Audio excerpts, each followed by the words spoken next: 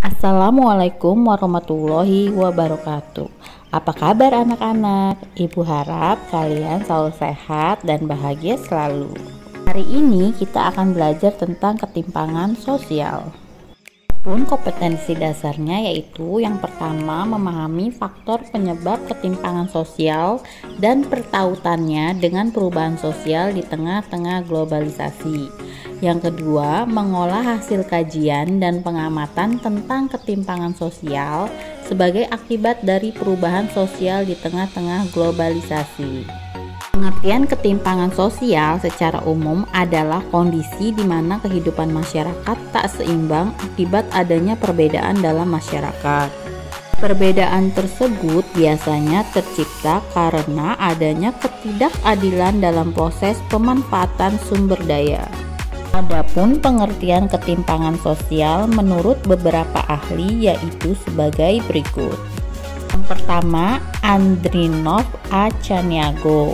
Pengertian ketimpangan adalah hasil dari pembangunan yang berfokus pada aspek sosial dan ekonomi saja. Yang kedua, Budi Winarno.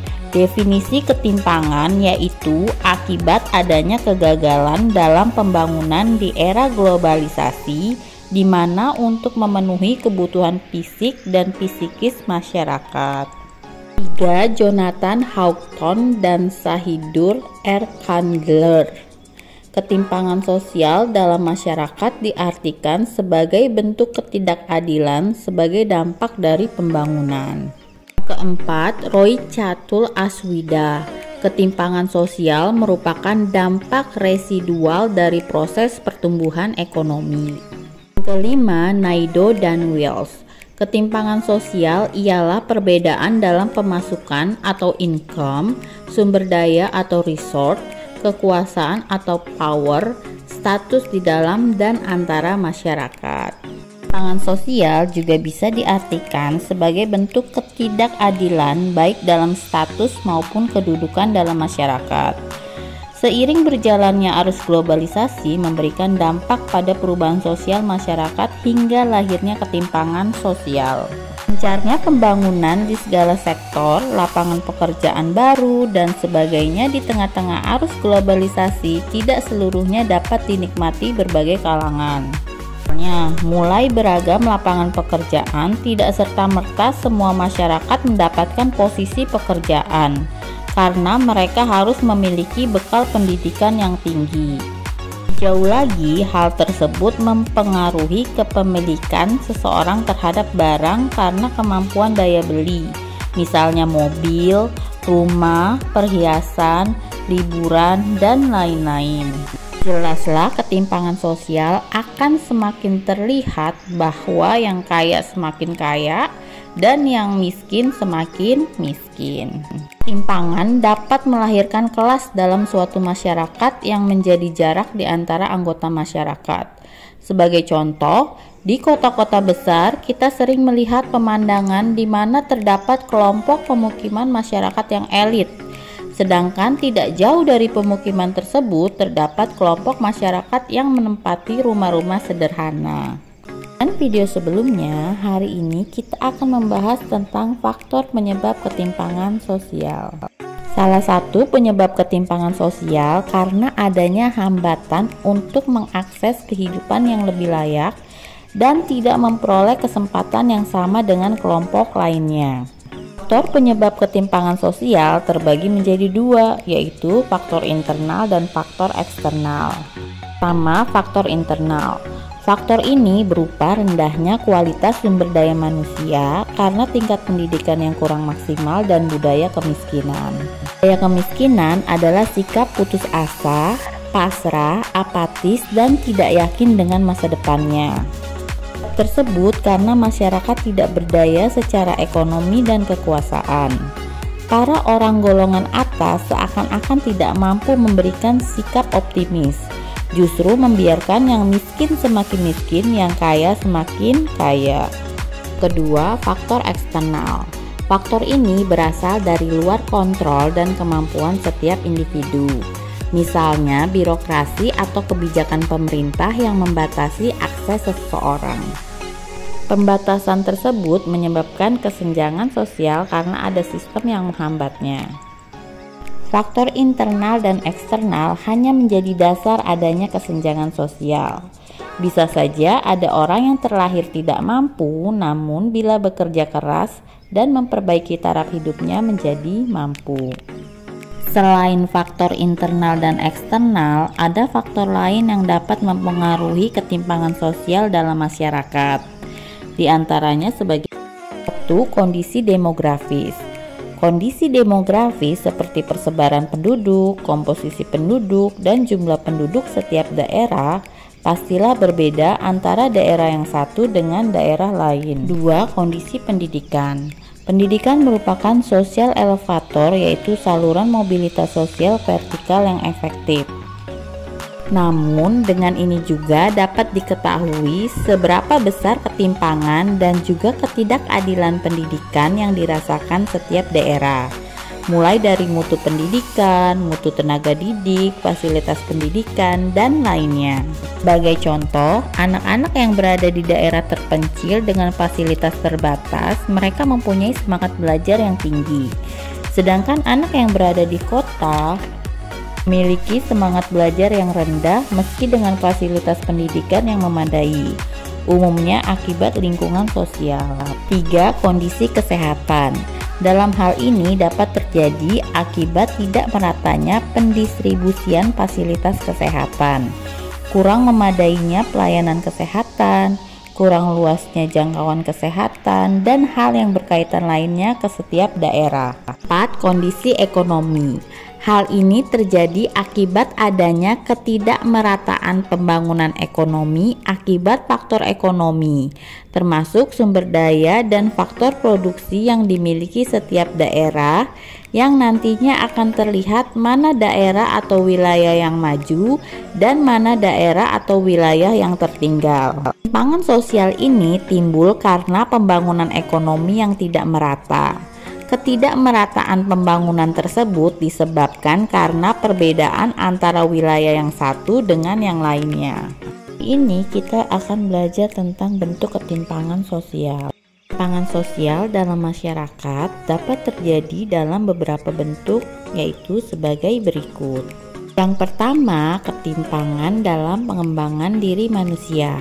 Salah satu contoh kesenjangan sosial di lingkungan masyarakat adalah dalam hal pendidikan. Karena seperti yang sudah dijelaskan dalam faktor internal sebelumnya, ketimpangan dalam pengembangan diri manusia merupakan dasar dari rendahnya nilai kesejahteraan yang dimiliki seseorang. Yang kedua, ketimpangan desa dan kota. Ketimpangan pada desa dan kota merupakan bentuk-bentuk ketimpangan dalam bentuk pembangunan. Pembangunan di desa yang berjalan tidak secepat pembangunan di kota merupakan salah satu hal yang menjadi dasar ketimpangan yang terjadi di antara keduanya. Nah, dari pembangunan inilah segala aspek penunjang kesejahteraan dinilai berasal. 3. Ketimpangan antara wilayah dan subwilayah.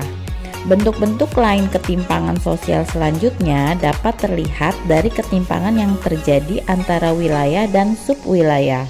Hal ini karena cakupan wilayah yang lebih besar dibandingkan subwilayah. Besarnya cakupan daerah ini menjadikan wilayah lebih kaya dibandingkan subwilayah yang merupakan bagian darinya. 4. Ketimpangan antar golongan. Golongan yang ada di dalam masyarakat merupakan salah satu bentuk struktur sosial yang ada dalam kehidupan bermasyarakat. Sama seperti wilayah dan subwilayah, terkadang walaupun sama-sama berupa golongan, namun besarnya golongan sangat menentukan ketimpangan sosial yang akan terjadi terhadap golongan lain yang lebih kecil. Yang kelima, ketimpangan penyebaran aset. Aset adalah hal yang sangat penting karena aset merupakan sarana yang dimiliki pemerintah untuk melayani masyarakat.